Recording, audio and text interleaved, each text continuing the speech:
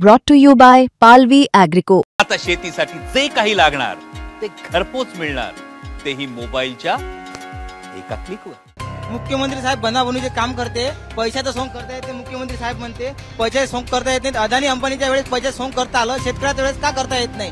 8 वर्ष जीएसटीच्या नावाने, गुड सर्व्हिस टॅक्सच्या नावाने 8 वर्ष तुम्ही खाल्लं आम्हाला। आम्हाला जरी परत केलं, तुमच्या बापाला आम्ही कर्ज देऊ शकतो, एवढी शेतकऱ्यात ताकद आहे। संध्याकाळी 6 वाजता जे आहे ते मुख्यमंत्र्यांसोबत त्यांची बैठक आहे। त्यांच्यासोबत राजू शेट्टी असतील, रविकांत तुपकर असतील, त्यानंतर अजित नवले असतील आणि संपूर्ण जे शेतकरी जे नेते आहेत त्या ठिकाणी हजर राहणार आहेत। महत्वाचीच गोष्ट आहे की आता या संपूर्ण आंदोलना संदर्भात शेतकऱ्यांचं काय मागणं आहे, शेतकऱ्यांच्या काय आशा लागलेल्या आहेत तुम्हाला? शेतकऱ्यांना आज शेतकऱ्यांना काय आशा लागलेल्या आहेत? महाराष्ट्रातील संपूर्ण शेतकरी अतिशय उद्ध्वस्त झालेला आहे आणि शेतकऱ्याला जर 2 पैसे भेटले नाही तर शेतकरी जगू शकत नाही। हे ज्या आत्महत्या 9-10 रोजचे होत आहे याचं प्रमाण सुद्धा 1000-10,000 जाऊ शकतं, कारण का शेतकऱ्याला अपेक्षा आहे कर्जमाफीची।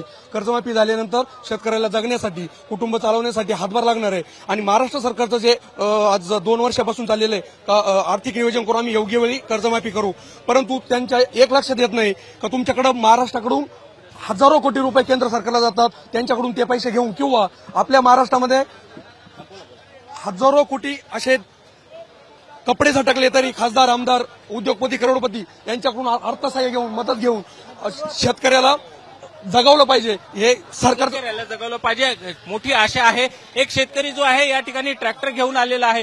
काय म्हणाल, किती अपेक्षा आहे तुम्हाला आजच्या बैठकीची?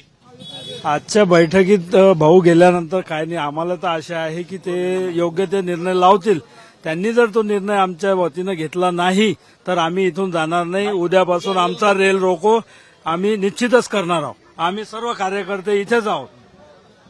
मला एक सांगा की आज बैठक होणार आहे मुख्यमंत्र्यांसोबत, कोणची योग्य वेळ असेल? कारण मुख्यमंत्री म्हणतात योग्य वेळ आल्यावर करू, का योग्य वेळ ही आहे असं वाटतं शेतकऱ्यांना? योग्य वेळ आताच आहे, कारण की सोयाबीनचं पीक नाही झालं, बाकीच्या ठिकाणी पुरामुळे सर्व नुकसान झालेलं आहे आणि हीच योग्य वेळ आहे। याच्यापेक्षा दुसरी कोणतीही योग्य वेळ येणार नाही।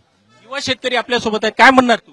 मुख्यमंत्री साहेब बनावणीचे काम करते, पैशाचं सोंग करता येते। मुख्यमंत्री साहेब म्हणते पैशाचे सोंग करता येत नाही। अदानी अंबानीच्या वेळेस पैशाचे सोंग करता आलं, शेतकऱ्याच्या वेळेस का करता येत नाही? 8 वर्ष जीएसटीच्या नावाने, गुड सर्व्हिस टॅक्सच्या नावाने 8 वर्ष तुम्ही खाल्लं आम्हाला। आम्हाला जरी परत केलं, तुमच्या बापाला आम्ही कर्ज देऊ शकतो, एवढी शेतकऱ्यात ताकद आहे। शेतकरी जे आहेत ते आक्रमक आहेत।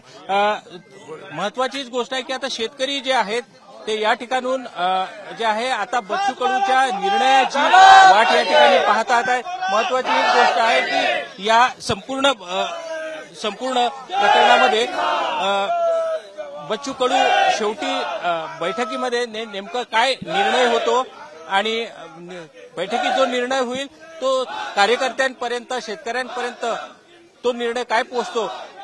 चर्चा सकारात्मक झाली, असं सकारात्मक होईल असं बच्चू कडूंचं म्हणणं आहे आणि आम्ही सकारात्मकच आहोत।